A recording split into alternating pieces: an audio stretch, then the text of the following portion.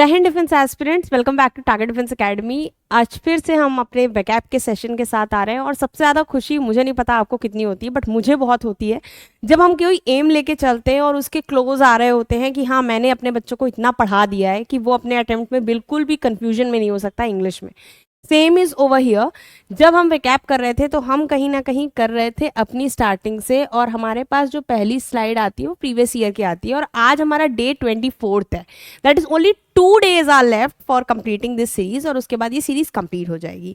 पहली चीज़ जो आपको सबसे ज़्यादा इंपॉर्टेंट ध्यान रखनी है कि जितने भी प्रीवियस सीरीज हैं TDA डिजिटल क्लासेस पे अवेलेबल है, और उसके अलावा अगर आपको कुछ चीज़ें नहीं कवर हो पाई तो आप डायरेक्ट जाके टारगेट डिफेंस एकेडमी की ऑफिशियल चैनल पे जाके उस चीज़ को थॉरोली देख सकते हो फ्रॉम डे 1, राइट। अभी भी बहुत टाइम है, कुछ नहीं बिगड़ा है, अभी भी स्टार्ट करोगे तो you can cover it easily, right. चलो अब अपने क्वेश्चन से स्टार्ट कर लेते हैं। ये आज का ज्ञान में इतना काफ़ी था, है ना।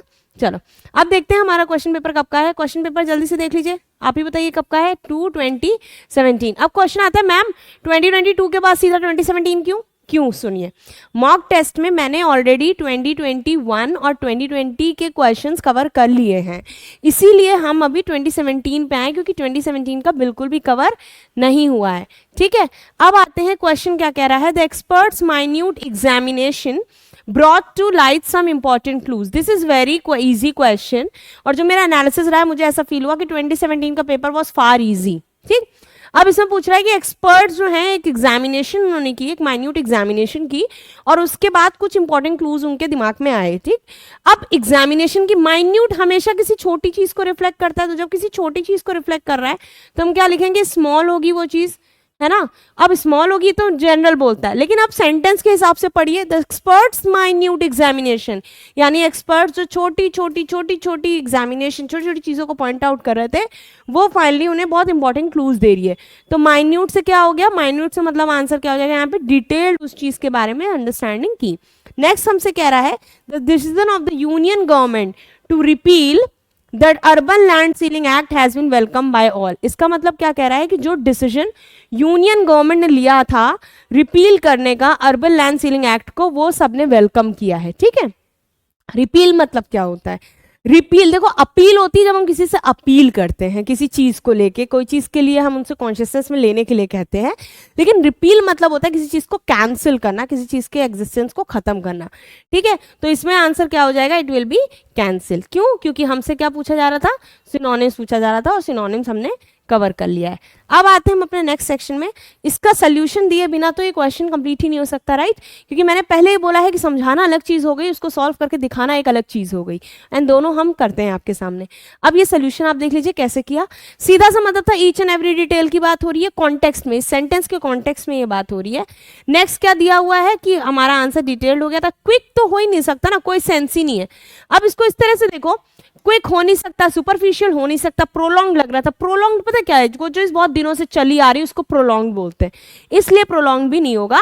और जब तीनों नहीं होंगे तो आंसर मेरे पास बचा क्या, डिटेल। ठीक, अब आते हैं क्लीन करके नेक्स्ट वाली स्लाइड पे। रिपील दिया है तो रिपील का मतलब क्या था, किसी चीज को इनवैलिडेट करना या फिर कैंसिल कर देना। जब आप किसी चीज को इनवैलिडेट कर रहे हो या कैंसिल कर दे रहे हो, यानी उसकी वैलिडिटी को एक्सपायर कर दे रहे हो, तो इसका मतलब उस चीज को सप्रेस कर रहे हो। Obviously it could be, but ये बहुत ज्यादा सही नहीं जा रहा है। हमें सीधा सीधा बोला कि एक्ट को ही रिपील कर दिया, तो यानी पूरी तरह से उसको कैंसिल कर दिया। अमेंड जो होता वो बिल्कुल इस कॉन्टेक्स्ट में जा रहा है कि उसी चीज में कुछ इंप्रूवमेंट कर रहे हैं, इंप्रूवमेंट की तो कोई बात ही नहीं हुई। विद होल्ड करके रख रहे हैं, यानी ना कैंसिल कर रहे हैं ना एक्सेप्ट कर रहे हैं, तो ये इसका एंटोनिम जा सकता था। यहां से आपको दूसरी चीज तैयार हो गई। अब आते हैं अपने नेक्स्ट सेक्शन में जो हमारा सबसे इंपॉर्टेंट है। अब इसमें पॉइंट ये है कि मैम आप रोज तो एंटोनिम लेती हैं, आज सिनोनिम क्यों। एक्चुअली है क्या कि हम आज सिनोनिम्स कर रहे हैं, तो हम 2017 के सिनोनिम्स भी करेंगे और क्वेश्चन में मॉक में भी आपको इसी से रिलेटेड क्वेश्चन मिलेंगे, तो एक साथ आपके 2017 के सिनोनिम्स मैक्सिमम कवर हो जाएंगे, राइट। चलिए अब देखते हैं। This is made in, again see it is a synonym that is nearest in meaning. Now you are saying this is his maiden appearance on the screen. Maiden मैंने पहले बताया था। आप लोग अच्छा आईपीएल देखते हो, टेस्ट मैच देखते हो, क्रिकेट मैच देखते हो। मेडन मतलब क्या होता है, मेडन मतलब होता है कि आप लोग तो ना मेडन ओवर हो गया, यानी कि इन द सेंस यहाँ पे क्या कह रहे हैं कि जब कोई फीमेल होती है जो अनमैरिड होती है तो उसको मेडन बोलते हैं। या फिर दूसरे कॉन्टेक्स्ट में आता है जब आप किसी चीज का फर्स्ट अटेम्प्ट देने जाते हो, जिसको आप लोग डेब्यू भी बोलते हो कि डेब्यू करा है। ठीक है, फर्स्ट अटेम्प्ट देने जाते हो तो उसको भी मेडन बोलते हो, तो आंसर विल बी फर्स्ट। ठीक है, अब देखते हैं नेक्स्ट क्वेश्चन हमसे क्या कह रहा है, नेक्स्ट क्वेश्चन सिंपली कह रहा है कि एट द एंड, सिंपली क्या कह रहा है, at the end of the marathon everybody was exhausted. अब सीधी सी बात है, मैराथन खत्म हो गया और सबको एग्जॉस्ट हो गया।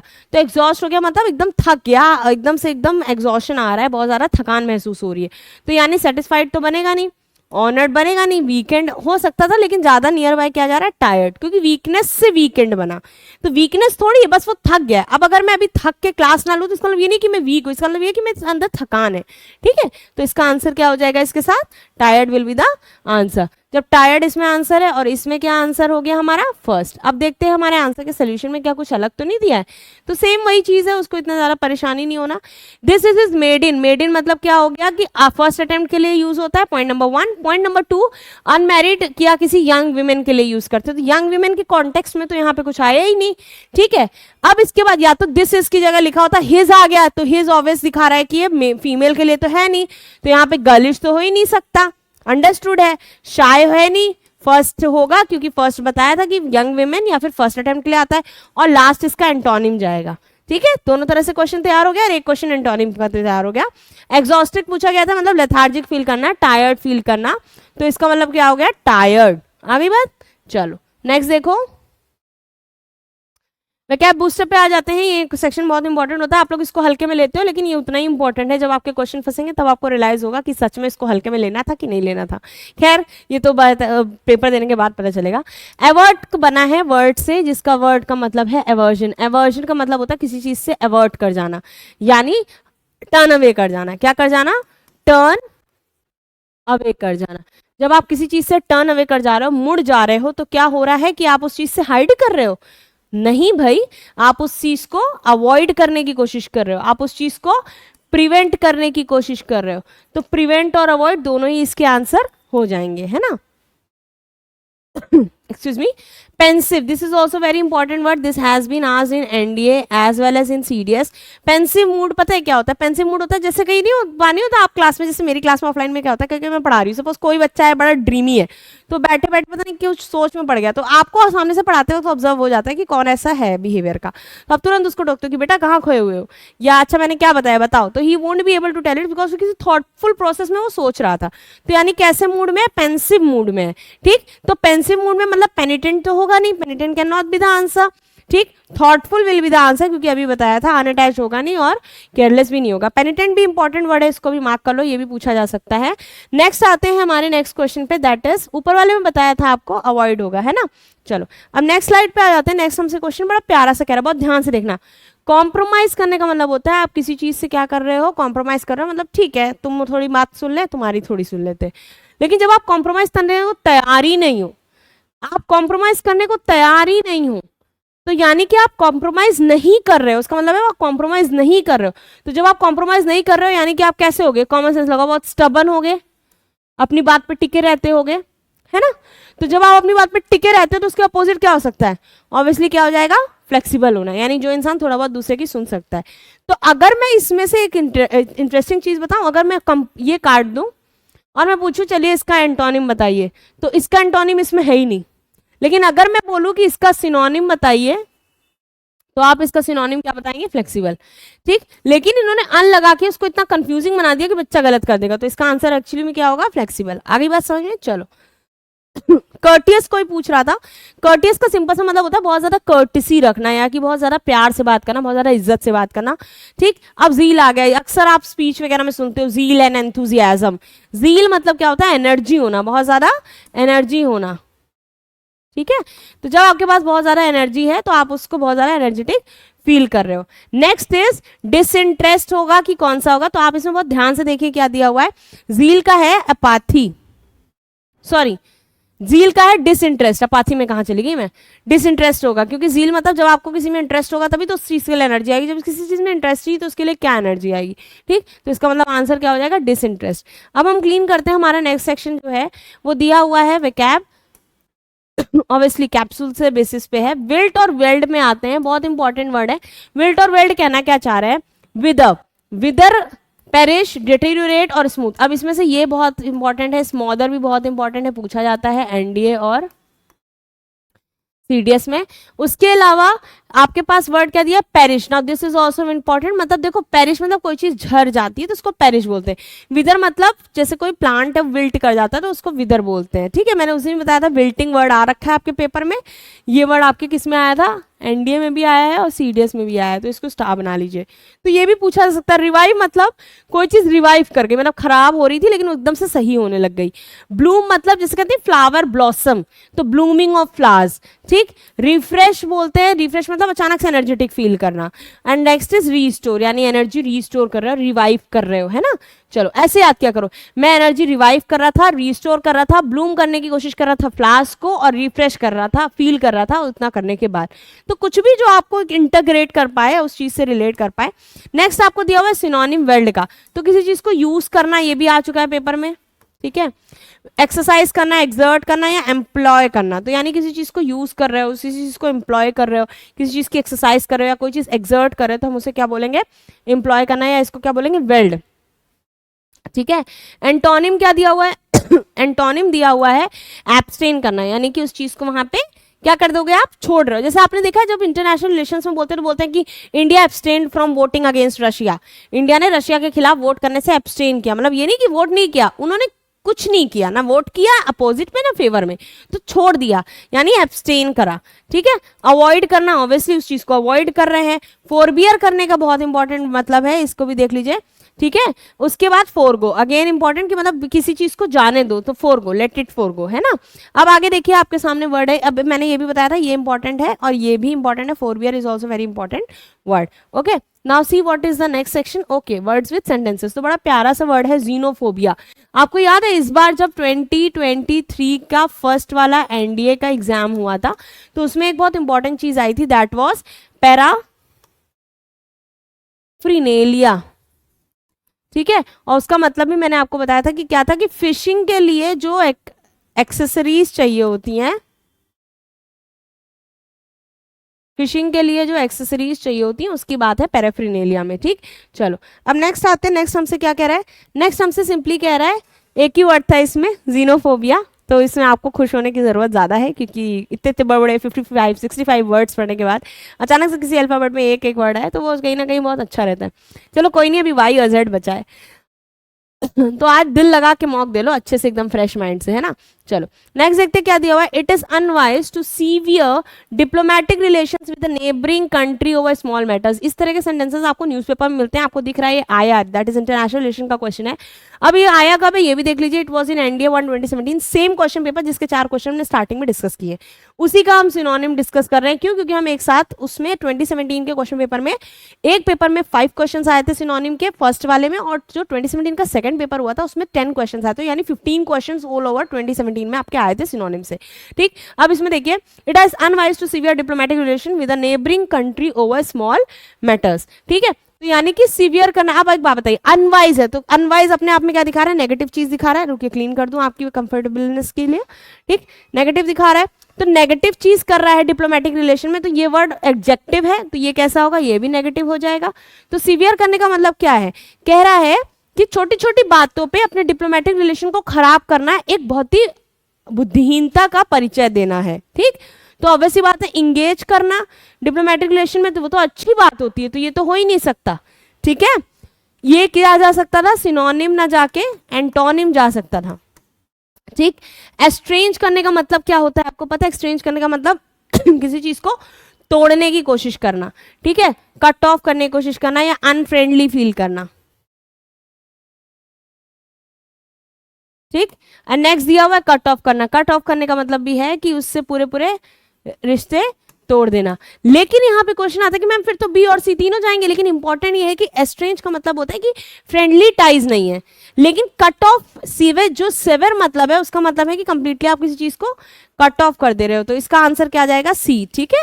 ये इंपॉर्टेंट है, बात समझो, ये SEVER है, इसी में अगर SEVERE जोड़ दोगे तो ये बहुत ज्यादा किसी घंघोर समस्या की बात कर रहा है, घंघोर चीज के लिए, ठीक। तो वो सीवियर हो जाता है, और यहाँ पे अगर SEVER आता है तो वो सीवियर नॉर्मल रहता है, ठीक। चलो अब नेक्स्ट क्वेश्चन देख लेते हैं, नेक्स्ट क्वेश्चन क्या कह रहा है excuse me, bad tendencies are to be countered by good ones. Bad चीज है कोई, नेगेटिव है, और उसके बाद पॉजिटिव, तो काउंटर हम लोग कहते हैं नहीं, काउंटर क्वेश्चन हो सकता है। काउंटर क्वेश्चन का मतलब क्या हुआ कि अपोजिट में भी कहने वाला बैठने वाला बंदा तुमसे कुछ पूछ सकता है। तो बैलेंस करने का मतलब बन रहा था, लेकिन इतना एक्यूरेसी नहीं जा रही, क्योंकि वो बैड टेंडेंसी है, वो अचानक से गुड टेंडेंसी की बात कर रहा है। बाईपास का तो कोई सेंस ही नहीं है, रिड्यूस का भी कोई सेंस नहीं है, आंसर विल बी अपोज, क्योंकि हमसे नियरेस्ट इन मीनिंग पूछा गया है। नेक्स्ट क्वेश्चन देख लेते हैं। नेक्स्ट क्वेश्चन हमसे क्या कह रहा है, द पुलिस फायर्ड इनडिस्क्रिमिनेटली। डिस्क्रिमिनेटली मतलब क्या होता है कि क्या करना, भेद भाव करना। अब उसी में दिया हुआ है अनडिस्क्रिमिनेटली। इनडिस्क्रिमिनेटली मैंने पहले बताया था, इन कैसा होता है, इन नेगेटिविटी को प्रमोट करता है, इन नेगेटिव हो गया। डिस्क्रिमिनेट मतलब क्या हो गया कि डिस्क्रिमिनेट का मतलब है भेदभाव कर रहा है। अब उसी बेसिस पे सेंटेंस है कि पुलिस ने इनडिस्क्रिमिनेटली फायर किया क्राउड पे, जिससे कि कई इनोसेंट विमेन और चिल्ड्रन की डेथ हो गई। अब जलियांवाला बाग में ऐसी लाइन यूज होती है कि इनडिस्क्रिमिनेटली मतलब बिना देखे कहीं भी फायरिंग की, तो यानी कंटिन्यूसली फायरिंग की नहीं, ये आंसर नहीं होगा। क्यों? क्योंकि इन विभाजन नहीं है, जो जिस बुरी कैसे भी फायरिंग कर रहे हैं, पुलिसली कोई मतलब नहीं है, क्योंकि पुलिस ने सोच समझ के किया है। ठीक, रैपिडली भी नहीं, आंसर क्या होगा, बिना किसी तरह का भेदभाव किए। ठीक, ये तो बहुत क्लियर था। इस तरह के क्वेश्चन आपसे एक्सपेक्टेड रहते हैं कि आप कर ले जाओगे, नहीं कर पा रहे हो तो थोड़ा सा एफर्ट दो बेटा। देखो, टू बी वेरी फ्रैंक, जो बुरा लगे या भला लगे, बट अगर आप बेसिक क्वेश्चन नहीं कर पा रहे हो तो आप थोड़ा सा, आपको एक पुश देना पड़ेगा अपने आप को। ठीक है, आगे देखिए, बिजनेसमैन हु लैक एक्यूमेन, ये इंपॉर्टेंट है, ये मैंने अपने ऑलरेडी जो 26 डेज की सीरीज चली उसमें ए वाला सेक्शन में ये कवर कराया हुआ है, पहले ही अल्फाबेट में होगा, डे 1 उठा के देख लेना। Acumen can not be expected to be very successful, यानी बिजनेसमैन जिनके पास एक निपुणता नहीं होती है जानने की कि ये चीज सही है या नहीं, वो चीज अक्सर अपनी लाइफ में कैसे होते हैं, सक्सेसफुल नहीं होते हैं। तो कैन नॉट बी यानी उनसे एक्सपेक्ट नहीं किया जा सकता कि वो सक्सेसफुल होंगे, तो ये तो नेगेटिव हो गया। और ये चीज लैक की बात कर रहा है, तो ये भी वर्ड कैसा होगा, नेगेटिव होगा। कॉमन सेंस लगा रहे हो, दोनों तरफ से देखो इसको। ठीक, अब इसका मतलब क्या है कि एक्यूमेन नहीं है, मतलब शार्पनेस नहीं है, उस चीज को समझने की शार्पनेस नहीं है कि क्या सही है और गलत है। ठीक, अब नेक्स्ट आते हैं, क्या कह रहा है, his candid opinions, again an important word मैंने कराया हुआ है सी वाले अल्फाबेट में, यानी डे 3 में आपको मिलेगा। ठीक है, candid opinion have one him many friends, obvious सी बात है, उसने कई लोगों को जीता है अपनी कैंडिड ओपिनियन से, तो यानी ये तो बहुत पॉजिटिव बात है। अब इसमें देखो पॉजिटिव कौन कौन से इंडिकेशन दे रहा है। ठीक है, काइंड दिया हुआ है, तो काइंड जो वर्ड है वो कहीं ना कहीं जा सकता था, कर्टियस भी जा सकता था, जनरस भी जा सकता था, और फ्रैंक भी जा सकता था, चारों ही पॉजिटिव वर्ड है। लेकिन इसमें अच्छाई क्या निकालोगे, although they all are how, they all are positive, but सबसे बड़ा डिफरेंस जो आ रहा है वो ये आ रहा है कि काइंड, कर्टियस और जनरस तीनों का सेम मीनिंग है। जब मैंने उस दिन भी बताया था किसी चीज के सेम मीनिंग निकल रहे हैं 3 में, तो एक अकेला ही तो बचा ना जो अलग जा रहा है। अगर आंसर ये होता तो इनमें से तीनों हो सकते थे, तो यानी अगर तीनों का एक ही मीनिंग है तो वो आंसर नहीं है, answer will be this one. किस केस में, अगर आप श्योर नहीं हो और आपको एक गेस वर्क के लिए जाना है तो आप जाओगे। जनरल अगर आप इसके मीनिंग के हिसाब से काम करो तो कैंडिडेट का मतलब क्या होता है कि बहुत ज्यादा फ्रैंक ओपिनियन रख रहा है, बहुत ज्यादा रियल चीजें बोल रहा है। ठीक है, और बहुत ज्यादा बहुत ही ज्यादा कॉस्मोपॉलिटन होकर, मतलब बहुत ज्यादा फ्रैंकली उस चीज को, अपने बातों को रख ले रहा है। तो फ्रैंक ओपिनियन इतनी देता है कि लोगों का दिल वो जीत लेता है ना। तो अब ये आपके लिए इंपॉर्टेंट होगी, इसको चाहो तो आप सेव कर सकते हो। इस तरह से आपको ट्रिक करना है कि एलिमिनेशन से हो सकता था, बट अगर एलिमिनेशन से नहीं हो रहा तो मीनिंग से हो सकता था। आपके पास हमेशा 2 रास्ते होते हैं। ठीक, अब आगे आते हैं नेक्स्ट पे।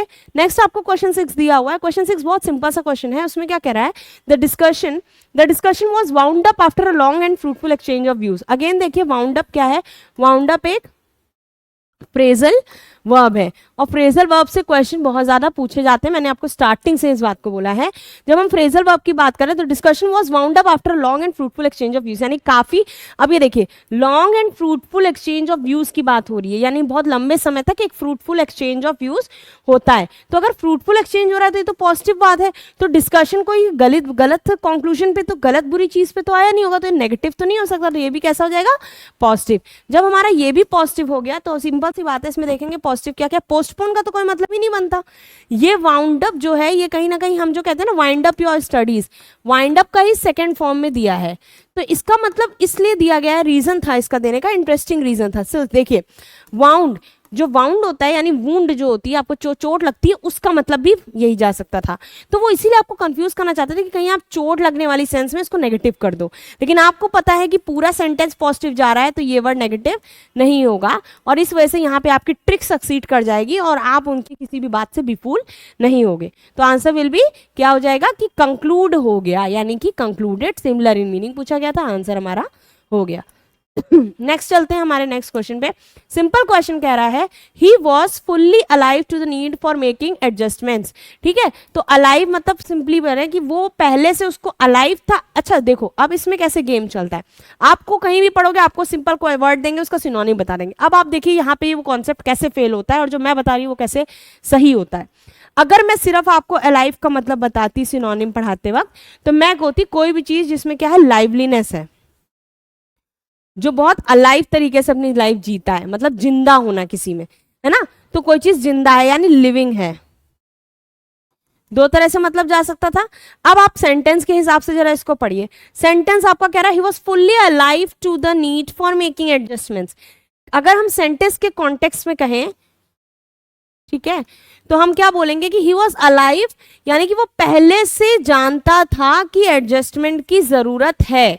ठीक है, कि उसको पहले से अवेयर था कि एडजस्टमेंट की जरूरत है, तो यहाँ पे क्या हो जाएगा कि उस चीज से वो क्या था, अवेयर था।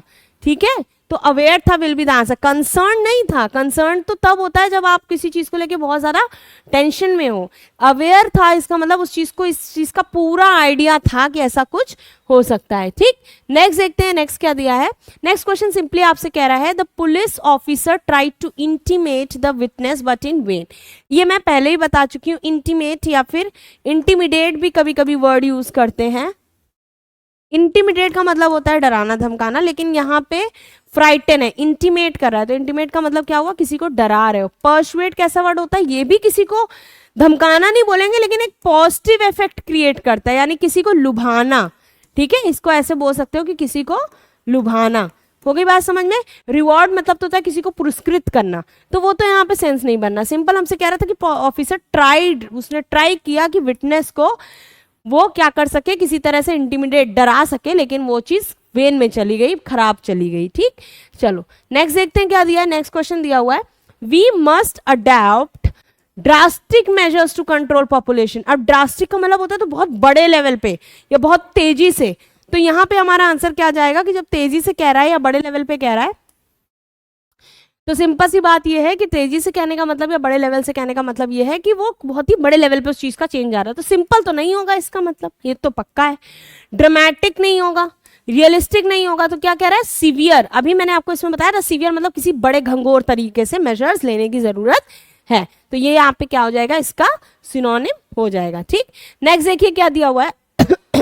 एक्सक्यूज मी, अगर देखिए एक बात याद रखिए, आपकी हेल्थ हो, कोई भी चीज़ हो, लेकिन आपकी ड्यूटी, चाहे वो आपके प्रोफेशन के लिए हो और चाहे वो आपके खुद के लिए हो कि नहीं मुझे इस पेपर में क्वालिफाई करना है, वो नहीं, उससे पीछे नहीं हटना है। तो अगर मैं एफर्ट्स कर रही हूँ after not being well for so many days, तो आप भी उस चीज़ के लिए एफर्ट्स दीजिए। ठीक है, कि आपको अपने लिए पढ़ना है, किसी और के लिए नहीं, सिर्फ अपने लिए।